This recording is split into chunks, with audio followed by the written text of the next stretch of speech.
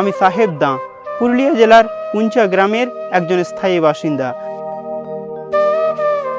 এক সময় আমার পরিবার এতই দারিদ্রতার নিচে ছিল যে অর্থাভাবে আমার দাদা পড়াশোনা করতে পারেনি। সেই থেকে আমার পরিবার দিনরাত কঠোর পরিশ্রম করে আমাকে পড়াশোনা করিয়েছে।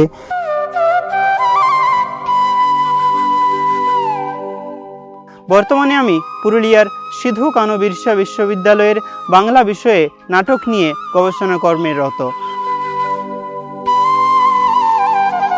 ধন্যবাদ দেব নির্বাচন কমিশনকে আমাকে পুরুলিয়ার পিডব্লিউডি ডিস্ট্রিক্ট আইকন হিসাবে মনোনীত করার জন্য। আমি চাই আমার মতো বিশেষভাবে সক্ষম যারা সকলে নিজের ভোট নিজে দিন এবং নির্ভয়ে দিন। আমার আছে ভোট শক্তি, ভোট দেব, দেশ গড়ব।